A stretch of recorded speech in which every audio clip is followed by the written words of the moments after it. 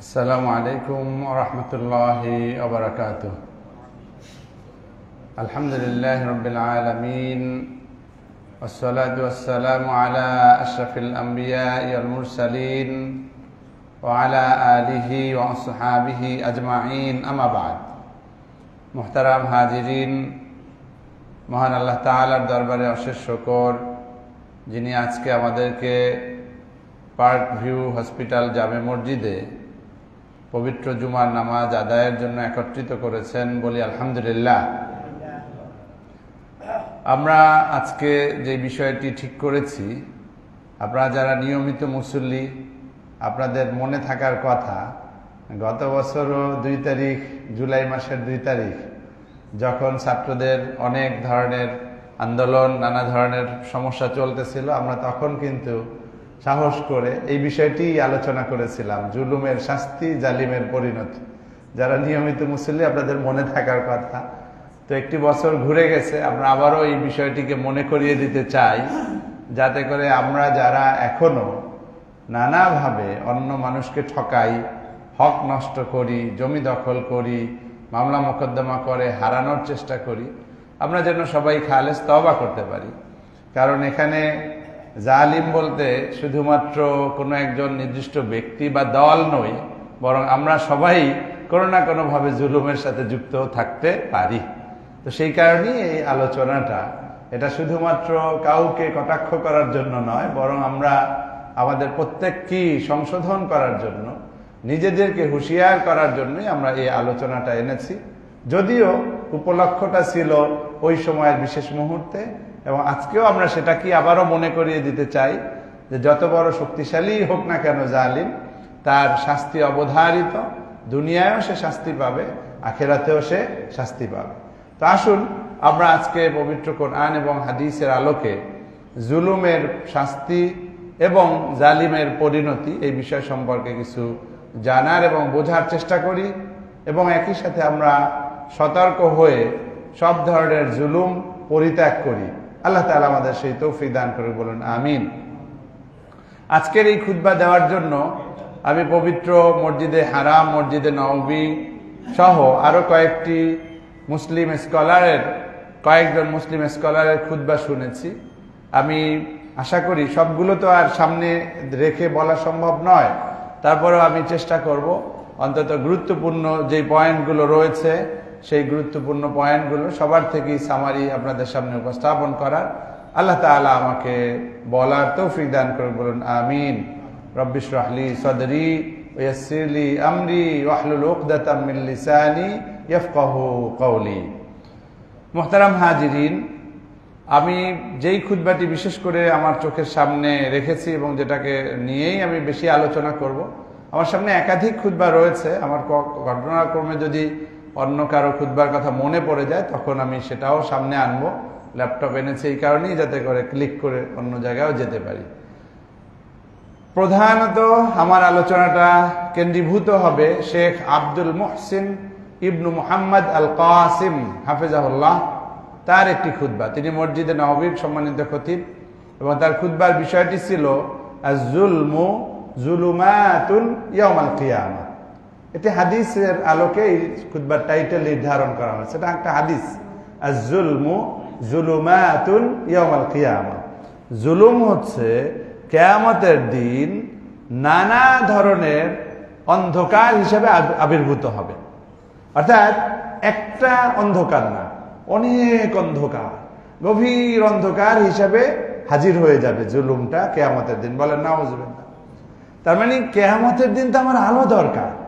কিয়ামতের দিন অন্ধকার হলে তো আমার জন্য বিপদ। আমি কিভাবে পার হব, কিভাবে আমি মুক্তি পাবো? তো সেই কারণে আমরা যখন নবীজির থেকে শুনি যে আজ-জুলমু জুলুমাতুন ইয়াউমাল কিয়ামা, কিয়ামতের দিন জুলুম হবে, অন্ধকার, রাশি রাশি অন্ধকার, সীমাহীন অন্ধকার, গভীর অন্ধকার, এর অর্থ হচ্ছে এটা একটা সতর্কবাণী। মসজিদে নববীর সম্মানিত খতিব এই হাদিসের আলোকেই তার খুতবাটি নির্ধারণ করেছেন। আসুন আমরা শুনি এবং মানার চেষ্টা করি। আল্লাহ তাআলা আমাদের তৌফিক দান করে, বলুন আমিন। শেখ আব্দুল মুহসিন ইবনু মুহাম্মদ আল কাসিম হাফিজাহুল্লাহ, তার খুতবার শুরুতেই মহান আল্লাহ তাআলার প্রশংসা, মহানবী সাল্লাল্লাহু আলাইহি ওয়াসাল্লামের শানে সালাতু সালাম এবং তাকওয়ার ব্যাপারে নসিহত করে তিনি আমাদেরকে এভাবে বলছেন, আইয়ুহাল মুসলিমুন, হে মুসলিমগণ, ফাদ্দালাল্লাহুল ইনসানা ওয়া কাররামাহু ওয়া হাইয়া লাহু আসবাবাত তামানিনা লিয়া'বুদাহু ওয়াহদাহু সুবহানাহু কামা আমার ওয়া মা'আশুন নাসি লা ইস্তাকিমু ইল্লা বিদ্দীন ওয়া বিহি সাআদাতুহুম ফিল আখিরাহ ওয়া মিন দুআইন নবী সাল্লাল্লাহু আলাইহি ওয়াসাল্লাম আল্লাহুম্মা আসলিহ লি দীনি। এখানে তিনি তার সূচনায়, তার খুতবার সূচনায় বলছেন যে হে মুসলিমগণ, নিশ্চয়ই আল্লাহ তাআলা মানব জাতিকে সম্মানিত করেছেন এবং তার জন্য প্রশান্তির উসিলা সমূহ, আসবাবাত তামানিনা, অন্তরটা কিভাবে শান্তি পাবে, কিভাবে সুখী হবে, আরাম পাবে, সেটার যত পথ পদ্ধতি উসিলা আছে সেগুলো তিনি হাইয়া গঠন করেছেন, নির্ধারণ করেছেন, ঠিক করে দিয়েছেন। অর্থাৎ আল্লাহ তাআলা আমাদেরকে সৃষ্টি করেই ক্ষান্ত হন নাই, আমরা যেন সুখে থাকতে পারি, শান্তিতে থাকতে পারি, আরামে থাকতে পারি, মনটা ভালো থাকে, সুখী হই, শান্তি পাই, সেটার জন্য যা যা আসবাব আছে সেটা আল্লাহ তাআলা নির্ধারণ করে দিয়েছেন। বলেন না সুবহানাল্লাহ। এখন এটা কেন করেছেন? লিয়া'বুদাহু ওয়াহদাহু সুবহানাহু ওয়া তাআলা কামা আমার। আল্লাহ তাআলা যেভাবে নির্দেশ করেছেন সেই আলোকে কেবলমাত্র আল্লাহর ইবাদত যেন আমরা শান্তিতে আরামে করতে পারি। বলেন না সুবহানাল্লাহ। আপনাকে আরাম দেন না এই কারণে যে আপনি পায়ের উপর পাও ফেলে খুব এসির রুমের মধ্যে বাতাস খাবেন আর খাদেম খুদ্দাম আপনার খেদমত করবে, ভাব নিয়ে থাকবেন, নামাজ পড়বেন না, সিগারেট খাবেন, মদ খাবেন, এটার জন্য না। আপনাকে আরাম দেওয়া হয়েছে, সুখ দেওয়া হয়েছে একমাত্র আল্লাহর ইবাদতের জন্য। বলেন না সুবহানাল্লাহ। এবার তাহলে যারা একটু আরামে আছেন, চোখটা বন্ধ করে একটু চিন্তা করেন যে আপনি আপনার আরামটাকে, আপনার সুখটাকে কিভাবে কাজে লাগাচ্ছেন। আমরা গ্রাম্য ভাষায়, আমি বরিশালের লোক, বরিশালের ভাষায় একটা কথা বলি আমরা, সুখে থাকতে ভূতে কিলায়। আপনারা শুনছেন কিনা? শুনছেন?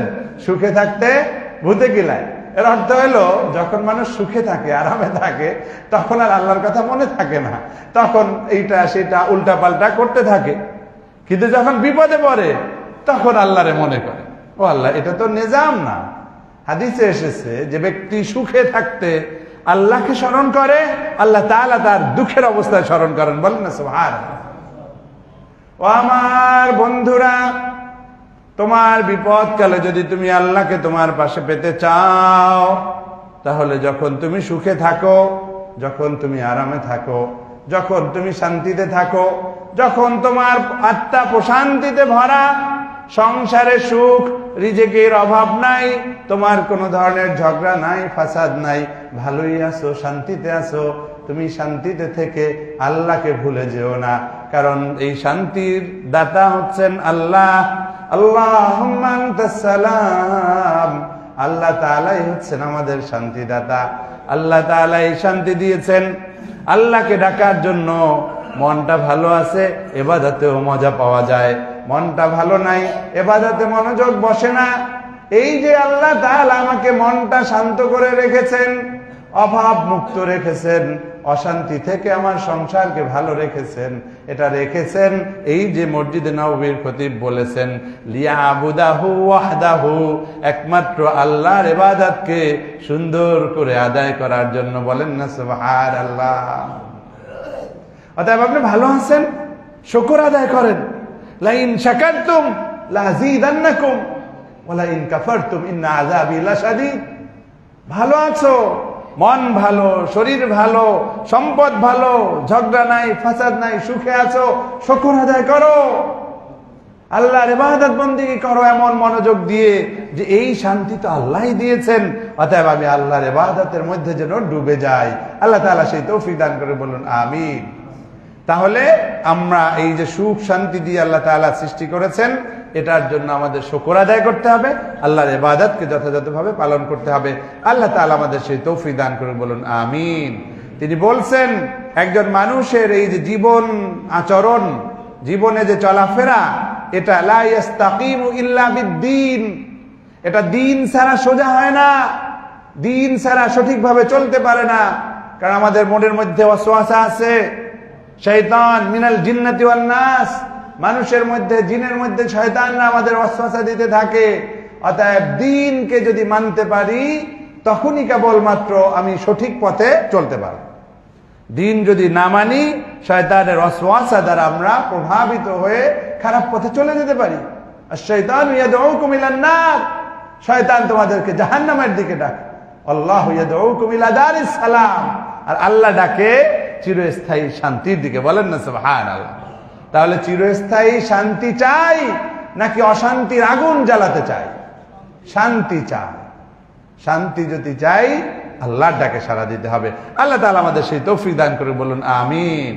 অবিহি সাআদাতুহুম ফিল আখিরাহ, আর এই দ্বীন মানার মধ্য দিয়েই মানুষরা তাদের সুখ শুধু দুনিয়ায় না আখিরাতেও সুখী হবে। বলেন না সুবহানাল্লাহ।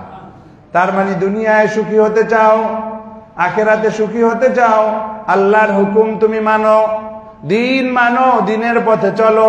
আল্লাহর হুকুমের বাইরে তুমি যতই যাবে, তুমি সাময়িকভাবে কারো জমি দখল করতে পারো, সাময়িকভাবে বাবা মায়ের অবাধ্য থাকতে পারো, সাময়িকভাবে তুমি উল্টাপাল্টা করতে পারো, কিন্তু তোমার দুনিয়ায়ও শান্তি নসিব হবে না, আখিরাতেও শান্তি নসিব হবে না। নাউজুবিল্লাহ। সাবধান, দ্বীন ছাড়া মুক্তি নাই, দ্বীন ছাড়া মুক্তি নাই। দ্বীন মানি শান্তি পাবো, দুনিয়ায় পাবো, আখিরাতে পাবো। ওয়ালানুহইয়ান্নাহু হায়াতান তাইয়্যিবাহ, আল্লাহ তাআলা বলছেন যদি ইমানদার নারী বা পুরুষ যারা এই নেক আমল করে তারা আল্লাহ তাআলা তাদেরকে একেবারে পরিপূর্ণভাবে আজর দিবেন এবং হায়াতে তাইয়্যিবা দান করবেন। হায়াতে তাইয়্যিবার ব্যাখ্যায় মুফাসসিরিনে কেরাম বলেছেন এটা শুধুমাত্র আখিরাতেই না, এই দুনিয়ায়ও সুন্দর পুত পবিত্র জীবন আল্লাহ উপহার দিবেন। বলেন না সুবহানাল্লাহ। জান্নাতি মানুষ দুনিয়ায় বসেই কিছুটা ঘ্রাণ পাওয়া শুরু করে দেয়। বলেন না সুবহানাল্লাহ। আমরা দেখেন না অনেক সময় অভাবী তেমন না, কিন্তু হাসিটা যায় না, নুরানি চেহারা, মনে হচ্ছে কেমন একটা আলাদা জগৎ, আলাদা আনন্দ আল্লাহ তাআলার পক্ষ থেকে পাচ্ছেন। বলেন না সুবহানাল্লাহ। আল্লাহ তাআলা আমাদের এই তৌফিক দান করে, বলুন আমিন। আর এই কারণে নবী করিম সাল্লাল্লাহু আলাইহি ওয়াসাল্লাম একটি দোয়া শিখিয়েছেন, চমৎকার দোয়া। তিনি বলছেন আল্লাহুম্মা আসলিহ লি দীনি, আমার সাথে একটু পড়েন, আল্লাহুম্মা আসলিহ লি দীনি। বলেন আল্লাহুম্মা আসলিহ লি দীনি, হে আল্লাহ তুমি আমার দ্বীনকে সঠিক করে দাও, ইসলাহ করে দাও, সংশোধন করে দাও। আমি যে দ্বীন মানতেছি এটা যেন সঠিক পদ্ধতিতে মানতে পারি, সেই তৌফিক তুমি আমাকে দান করো। কেন?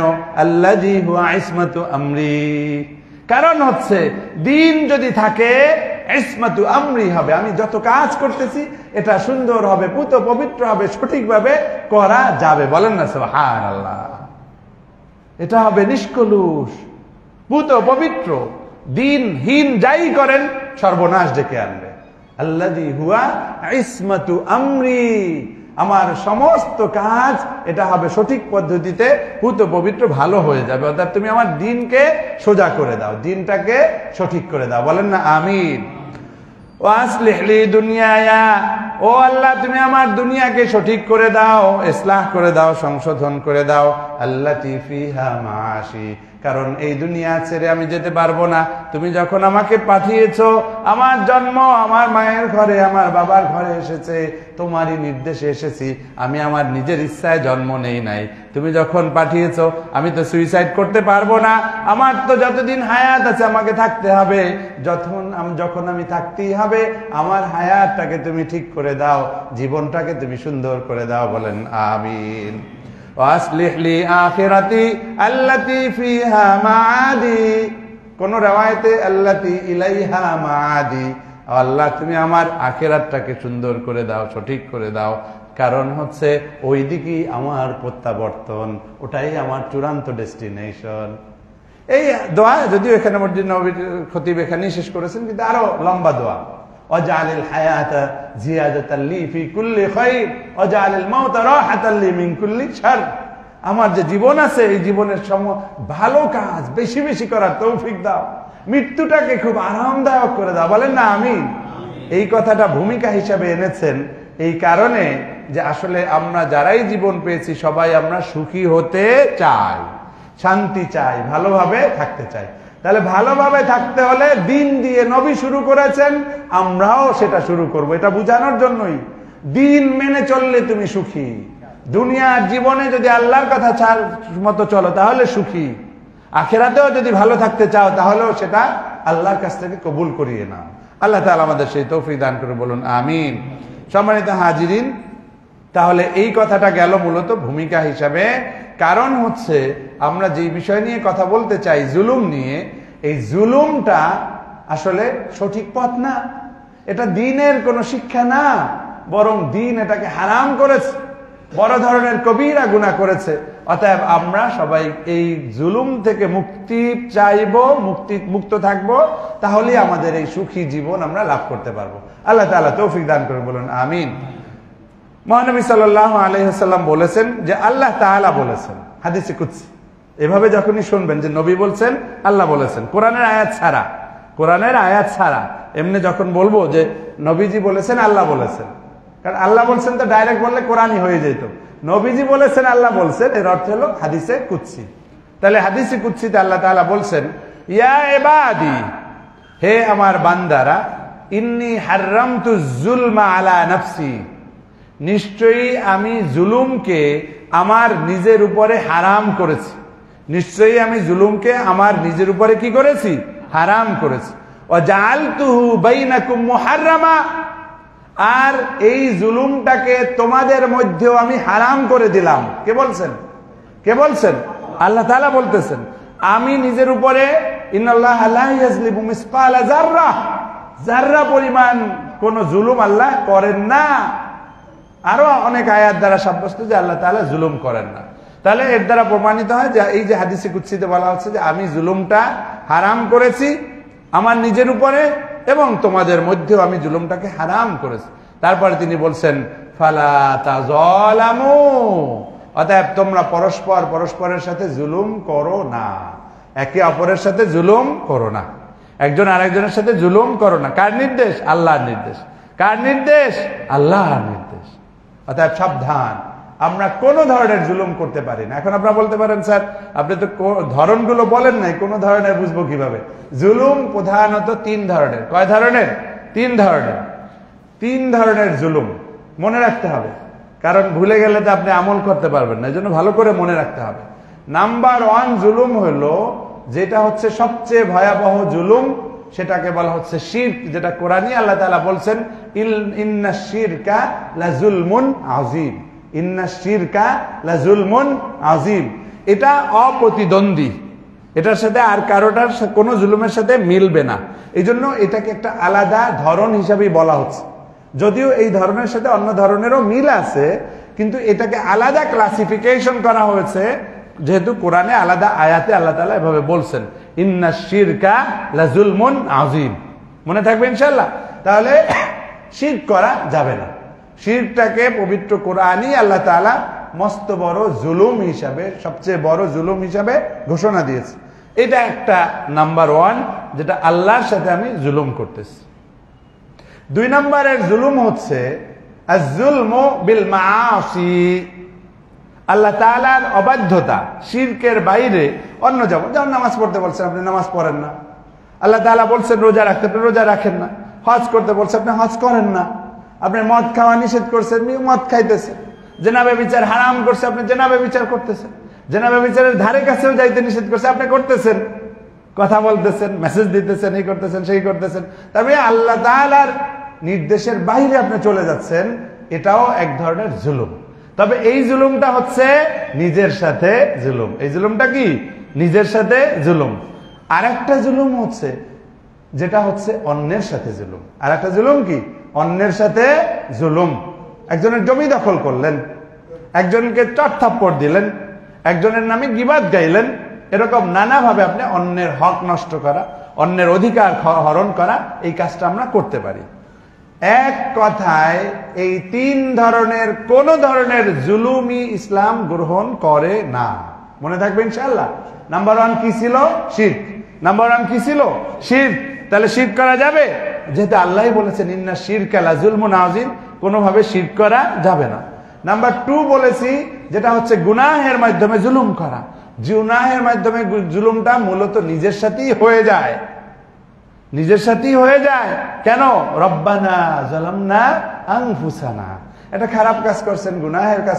অনেক জুলুম আছে, যেমন নামাজ পড়েন, এতে তো আরেকজনের ক্ষতি হয় নাই, আরেকজনের ক্ষতি হয় নাই, ক্ষতিটা হয়েছে কার? আপনার নিজেরই ক্ষতি হইতেছে। তো সেই জন্য আমরা বলছি রব্বানা যালামনা আনফুসানা, হে আল্লাহ, আমরা এইভাবে তোমার অবাধ্য হয়ে তোমার কথা না শুনে না শুনে আমরা নিজেদের সাথে নিজেরা জুলুম করে বসেছি।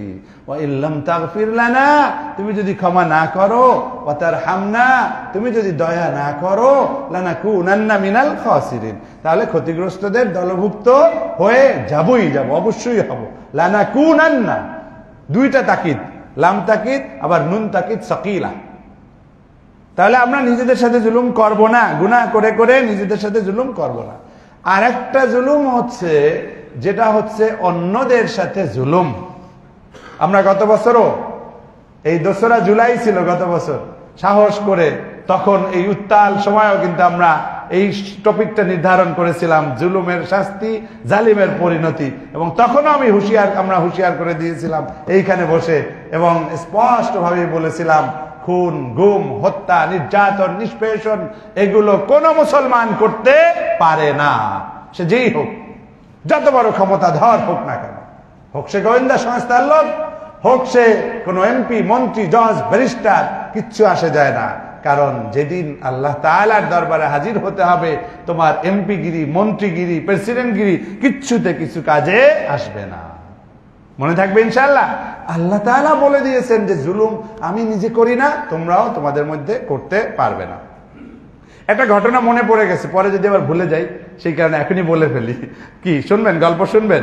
বলতে পারেন যে আবার হুজুর মসজিদে এসে কি গল্প শোনাবেন? খারাপ গল্প শোনাবো না, সুন্দর একটা গল্প শোনাবো। আমি গতকাল কি শুনেছি, সৌদি আরব অথবা অন্য কোন আরব দেশের একজন স্কলার খুতবা দিচ্ছিলেন, জুলুমের একটা উদাহরণ দিচ্ছিলেন। খুবই ভয়ানক একটা গল্প, খুবই মনে রাখার মতো একটা গল্প। এক লোক বাজারে যাচ্ছে, চিৎকার করতেছে, হে মানুষেরা, তোমরা যারা আমার এই হাতটা দেখো, হাতটা কাটা, হাতটা কি কাটা, পুরো হাতটা কাটা, এই কাঠ পর্যন্ত কাটা, পুরো হাতটা এই একেবারে এই পর্যন্ত কাটা। এই লোকেরা, তোমরা যারা নিজেরা বিপদ থেকে বাঁচতে চাও, দেখো দেখো আমার এই হাতটা কাটা, এটা দেখো, আর সাবধান হয়ে যাও, কারোর সাথে কেউ জুলুম করবা না। আর এইটা তো সাধারণ মানুষ এরকম বলে না কেউ, তার মধ্যে এমন ভয় ঢুকছে দেখে সে এইভাবে বলতেছে পাগলের মতো। এখন এক লোক, অন্যরা তো শোনে চলে যায়, শোনে চলে যায়, এক লোক আসছে কাছে, কাছে এসে বলতেছে যে ভাই, তুমি তো একটা পাগলামি করতেছো, তোমার যদি অপরাধ থাকে, ভুল থাকে, তুমি আল্লাহর কাছে একলা একলা অত কাঁদতে পারো, তুমি এরকম করো কেন? কয় না ভাই, আমি এমন শাস্তি পাইতেছি, আমি ভয়ে অস্থির হয়ে গেছি, এই জন্য সবাই সাবধান করতেছি। তা বলে, তুমি বলো কি হয়েছে, তোমার ঘটনাটা কি? তখন বলছে, তুমি শুনবা, অনেক বড় গল্প, ধীরে ধীরে শুনবা। বলে হ্যাঁ শুনবো। তাই এখন উনি বললেন যে ঠিক আছে শোনো।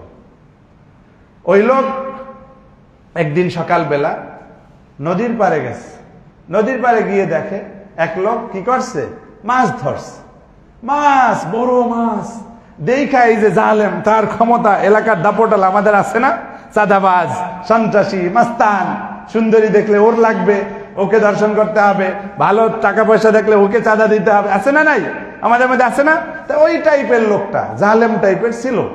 এখন দেখছে বড় মাছ, পকেটে টাকা নাই, আছে মাস্তানি ভাব, শরীরের রক্ত আছে গরম। এখন বলে, এই মাছটা আমাকে দাও। বলে না না না, আমি গরিব মানুষ, এই সারা রাত জাগছি, এই সারা রাতের পরে এখন একটু এই একটা মাছ পাইছি, এটা নিয়ে আমি বিক্রি করব, আমার সন্তানরা না খাইয়ে আছে, ওইটা বেচা ওদের জন্য খাবার টাবার নিয়ে যাব, এটা তোমার আমি দিতে পারবো না, আমি খুবই খুশি হয়েছি, আমি এটা নিয়ে এখনই বিক্রি করব, আমি এটা তোমাকে দেব না, স্পষ্ট ভাবে এবং খুব বুঝেই বলছে। কিন্তু জালেম কি বোঝে? আমাদের দেশে চাঁদাবাজরা বোঝে, সন্ত্রাসীরা বোঝে, খুন গুম যারা করেছে তারা বুঝেছিল? বোঝে নাই। এখন কি হয়েছে, এইটা জোর করে ওরে মায়ের ধর দিয়া, চড়থাপ্পড় দিয়া, তাজা মাছ, বড় মাছ, জিন্দা মাছ সে নিয়ে রওনা দিস। এখন এলো কষা হয়, আশেপাশে লোকজনও নাই, সে একা মানুষ, সারা রাত এই করছে। এখন ওই লোক যখন যাইতেছে তখন মনে মনে বদদোয়া করতেছে। কি বদদোয়া সেটা এখন বলবো না, একটু পরে বলবো, ওই লোকের মুখ থেকে শোনাবো, এখন শোনাবো না। বদদোয়া করতেছে। আর এই লোক করছে কি, এই লোক তো মাছ নিয়ে চলে যাচ্ছে।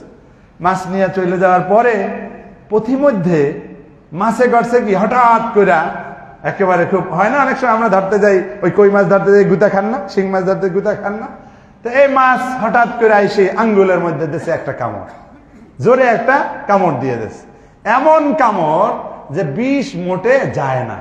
এখন মাছ নেবে কোথায়, মাছ তো সে হয়তো নেচে বা ফালাইছে, যাই করে সে ওর চেয়ে দৌড়ে গেছে ডাক্তারের কাছে। ডাক্তারের কাছে গেছে, ডাক্তার পরীক্ষা নিরীক্ষা করে বলছে, রে ভাই তোমার এই বিষটা এতই খারাপ বিষ, এটা আসলে কোনো ওষুধে যাবে না, এটার একমাত্র উপায় হচ্ছে আঙ্গুলটা কাটতে হবে, আঙ্গুলটা কাটা ছাড়া এই বিষ যাবে না, থামবে না, বিষ এই পর্যন্ত আইছে, আমি দেখতে পারছি পরীক্ষা নিরীক্ষা করে, এইখান থেকে কাটতে হবে। অনেক সময় আমাদের ডাক্তাররা কাটে না, ওই যাদের ওই যে কি হয় ডায়াবেটিসের কারণে বা বিভিন্ন ধরনের পচন ধরে বলে কাটতে হবে, উপায় নাই, আছে না নাই? এখানে আমাদের সামনে অনেক ডাক্তার আছে, তাই ডাক্তার বলছে উপায় নাই, বড় ডাক্তার কাটলো আঙ্গুল। 2 দিন যায়, 3 দিন যায়, আবার ব্যথা ছড়াইয়া গিয়া আর একটা আঙ্গুল, আর একটা আঙ্গুলে ব্যথা। ওই লোকটা আবার ডাক্তারের কাছে যায়, ডাক্তার সাহেব ব্যথা তো কমে না, ব্যথা কমে না, আমার আঙ্গুল এই আঙ্গুল থেকে এই আঙ্গুলে আসছে, কি করা যায়, কি করা যায়? ডাক্তার আবার পরীক্ষা নিরীক্ষা করে দেখতেছে যে কাজ হবে না, তোমার আঙ্গুল কাটতে হবে। ও আমার বন্ধুরা, একটা না দুইটা না, এভাবে পুরো 5টা আঙ্গুল কাটতে হয়েছে। 2 দিন 4 দিন পর পর এসে কাটতে হয়েছে। আবার কয়দিন পর ব্যথা যায় না, ব্যথা উপরে উঠতেছে, হাতের কবজি কাটতে হয়েছে। কয়দিন গেছে, এরপর কনুই পর্যন্ত কাটতে হয়েছে। এরপরে যখন এই পর্যন্ত আসছে, তখন সে অস্থির হয়ে গেছে যে এই ব্যথা কি আমার পুরো শরীর ছড়াই যাবে কিনা। তখনই পাগল হয়ে বাজারে বাজারে ছুটতেছে, আর মানুষকে এই কথা বলছে। আর ওই লোকটা যখন শুনতেছিল এই ঘটনা, শোনার পরে এবার বুদ্ধি দিয়েছে, ও দোস্ত তুমি হয়তো বুঝতেছো না, কিন্তু আমি যেহেতু এই ব্যথায় কাতর না, আমার বিবেকটা সুস্থ আছে, ভালো আছে, আমি কিন্তু বুঝে ফেলছি তোমার কাহিনী অন্য জায়গায়, এটা ডাক্তার ভালো করতে পারবে না। যেই জায়গায় থেকে তোমার এই রোগটা শুরু হয়ে গেছে, তুমি সেই জায়গা গিয়ে যদি ক্ষমা না চাও, তোমার এই রোগ থামবে না। তোমার এই হাত কাটছো তো হাত কাটছো, এরপরে শরীরের অঙ্গ প্রত্যঙ্গ অন্যান্য অঙ্গেও ছড়াইয়ে যাবে, তোমার জীবন একদম শেষ হয়ে যাবে। তুমি দ্রুত যাও, কার সাথে কি অন্যায় করেছিলা, তুমি যাও যাও যাও, তার কাছ থেকে ক্ষমা নিয়ে যাও। এই ঘটনা শোনার পরে লোকটা পাগল হয়ে গেছে, ঘুরতেছে ঘুরতেছে, কোথাও খুঁজে পায় না, কারণ ওইখানে যেই নদীর পারে ওখানে পায় না, কোথাও পায় না। যেভাবে হোক পাগলের মতো খুঁজতে খুঁজতে একটা পর্যায়ে ওই লোকটাকে পাইলো। পাওয়ার পরে যখন গিয়ে হাজির, গিয়ে কথা নাই বার্তা নাই, জড়াই ধরছে 2 পা। ও আমার ভাই রে, তুই আমারে মাফ করে দে, তোর কারণে আমার হাত গেছে, 1 হাত গেছে, আর 1 হাত যাইতে পারে, পাও যাইতে পারে, সব শরীর ধ্বংস হয়ে যেতে পারে। তুই যদি আমাকে ক্ষমা করে না দিস, তাহলে আমার মুক্তি নাই।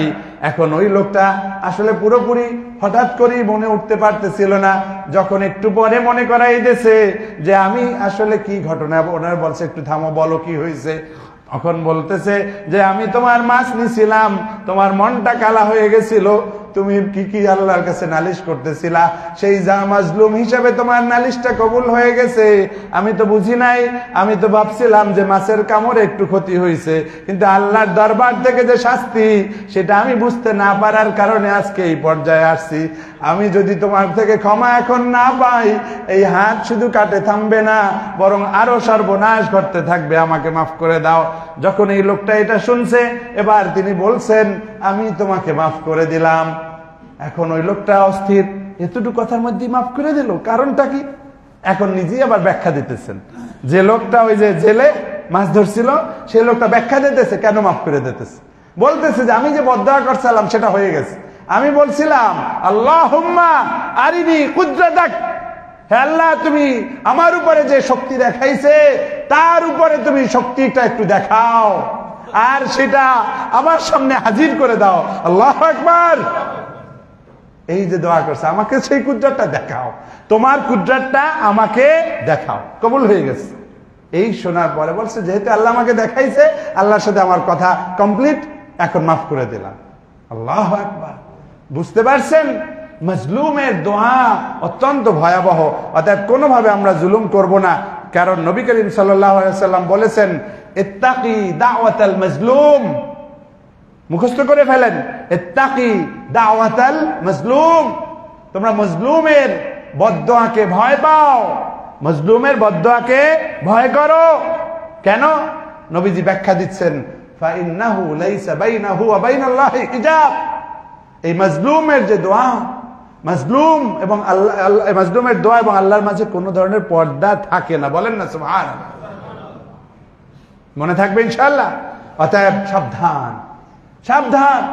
অনেক সময় আপনারা মনে করেন কই গাজায় তো কিছু হইতেছে না, ফিলিস্তিনে হইতেছে না, ভারতে হইতেছে না, এরকম শয়তানি ওয়াসওয়াসা দেয় না? শয়তানি ওয়াসওয়াসা দেয় না? এটাও কোরআনে স্পষ্ট আল্লাহ তাআলা বলে দিয়েছেন যে কিছু কিছু বিষয় আল্লাহ তাআলা আখিরাতের জন্য এটা জমিয়ে রাখেন। কিছু কিছু কি রাখেন? আখিরাতের জন্য জমিয়ে রাখেন।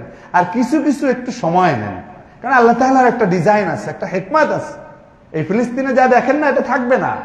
সহিহ হাদিস দ্বারা প্রমাণিত, হাদিসে মুতাওয়াতির দ্বারা প্রমাণিত যে ইমাম মাহদি আসবেন, ঈসা আলাইহিস সালাম আসবেন, দাজ্জালকে কতল করা হবে।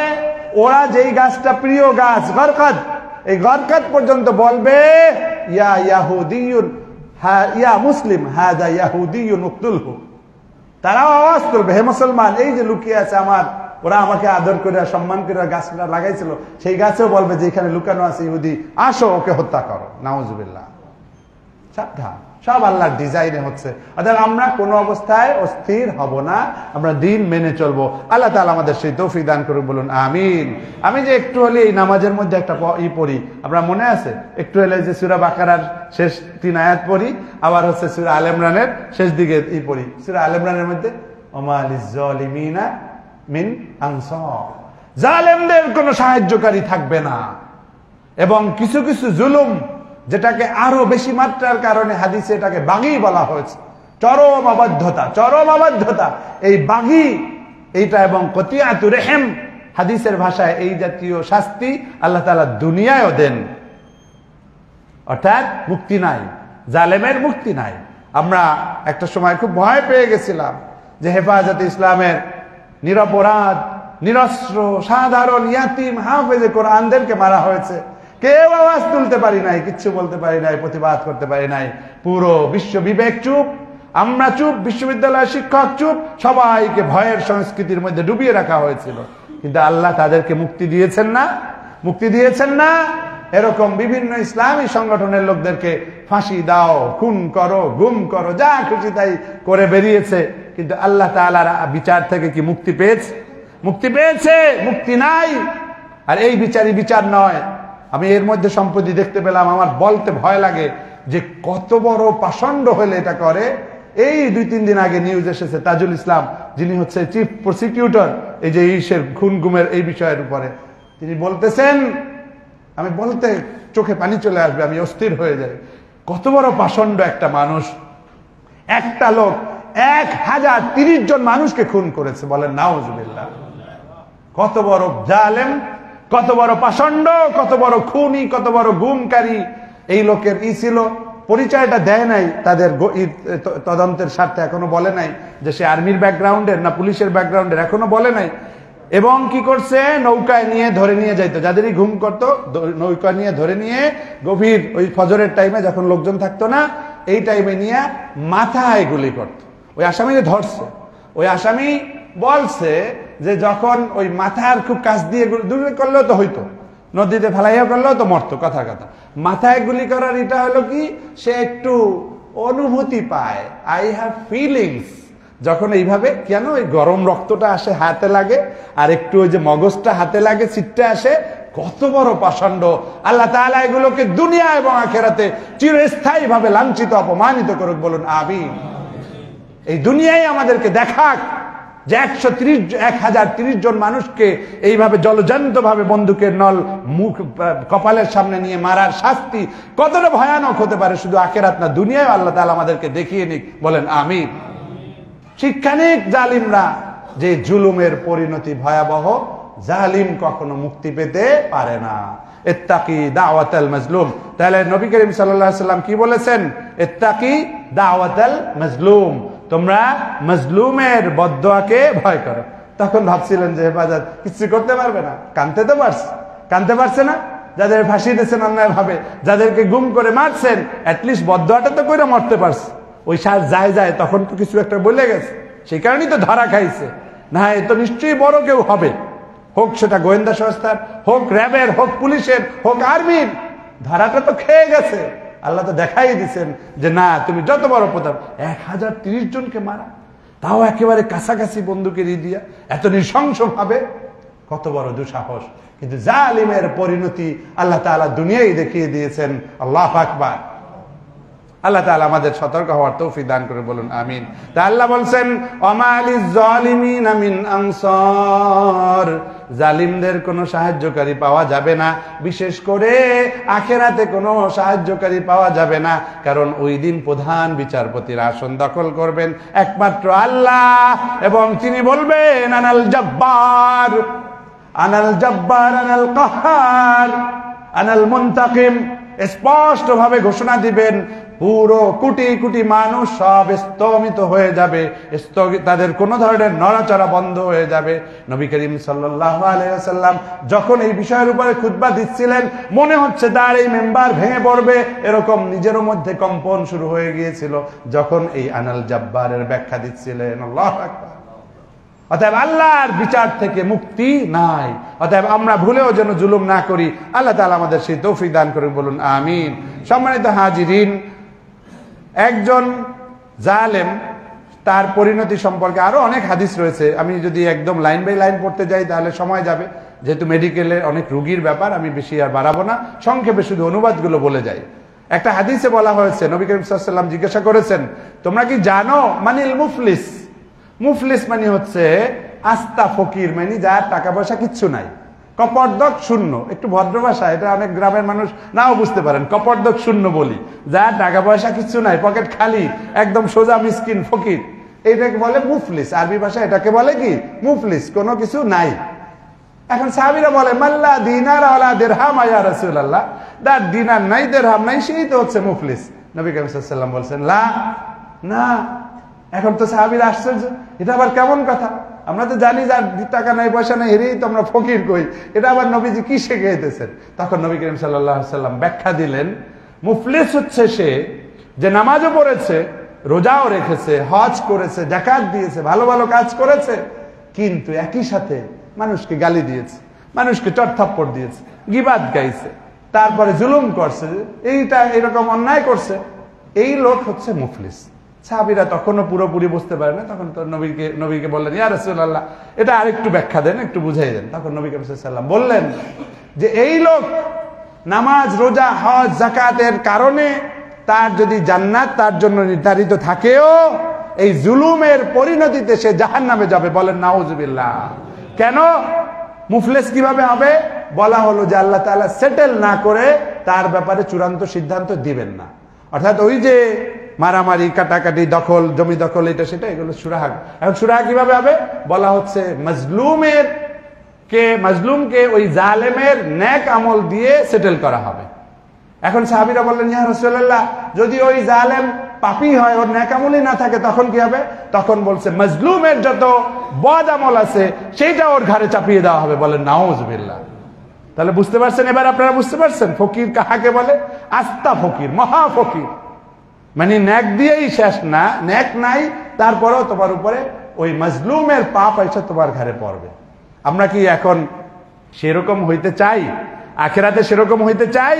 যদি সেরকম হতে না চাই, নবী করিম সাল্লাল্লাহু আলাইহি ওয়াসাল্লাম আর একটা খুতবায় এভাবে বলেছেন, ফালিয়াতাহাল্লালহু আল-ইয়াউম, তোমাদের মধ্যে যদি কারো মধ্যে মাজলামা থাকে, এরকম অনিষ্পন্ন কোনো বিষয় থাকে, সেটা জমি জমা সংক্রান্ত হোক অথবা কথা কাটাকাটি হোক, অন্য কোনো কিছুই হোক, সে যেন আজই তুমি এটা সমাধান করো। সেই দিন আসার আগে, যেই দিন তোমার দিনার দিরহাম কোনো কিছু কাজে লাগবে না, কোনো কিছু দিয়ে তুমি আর সেটেল করতে পারবা না। এটা দিয়ে বোঝানো হয়েছে আখিরাতের কথা।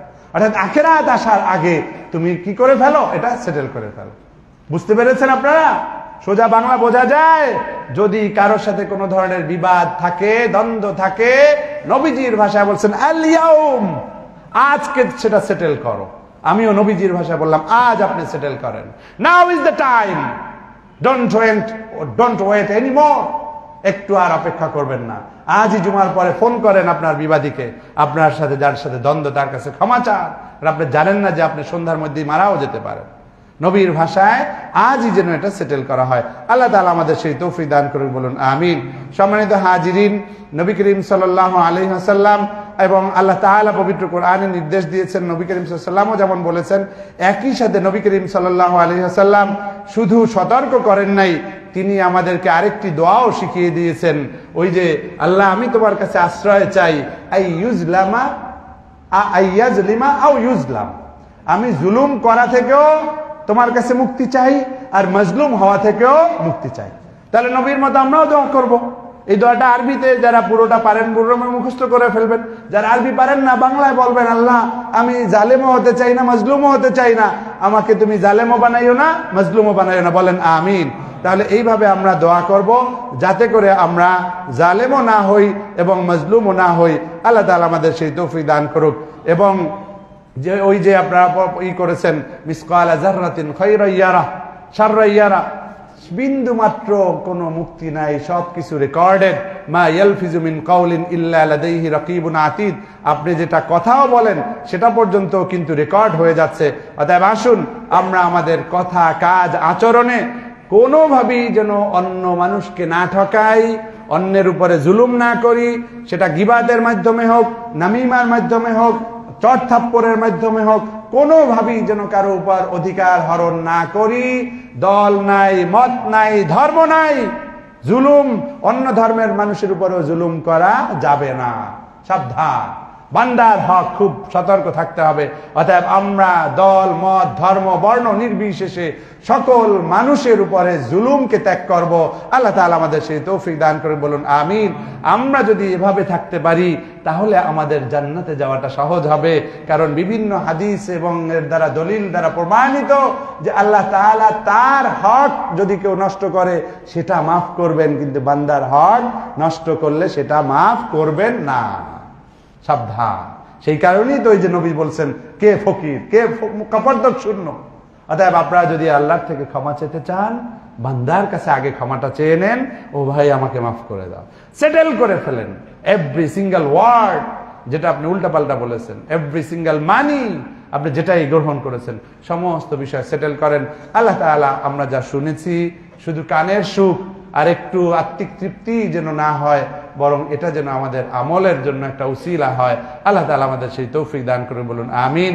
আমাদের সতর্ক হওয়ার তৌফিক দান করুক, এবং আমাদের এই বয়ান ফেসবুক লাইভের মাধ্যমে হোক, আপনাদের মাধ্যমে হোক, সর্বত্র ছড়িয়ে দেওয়া দরকার যে কেউ আমরা জুলুম করার অধিকার রাখি না। বৈষম্য বিরোধী আন্দোলন হয়েছে, সফল হয়েছে আলহামদুলিল্লাহ, কিন্তু আবার যদি কেউ ওই নামে হোক, অন্য নামে হোক, অন্য দল, অন্য সংগঠনের নামে হোক, চাঁদাবাজি, সন্ত্রাসী, মাস্তানি করি, সেটা কোনোভাবেই ইসলাম গ্রহণ করে না, আমরা সেটা মানতে পারি না। অতএব সবাইকে এই সতর্কবাণী ছড়িয়ে দিন, সবাইকে জান্নাতের দিকে আহ্বান করুন। আমিন। আসসালামু আলাইকুম ওয়া রাহমাতুল্লাহ।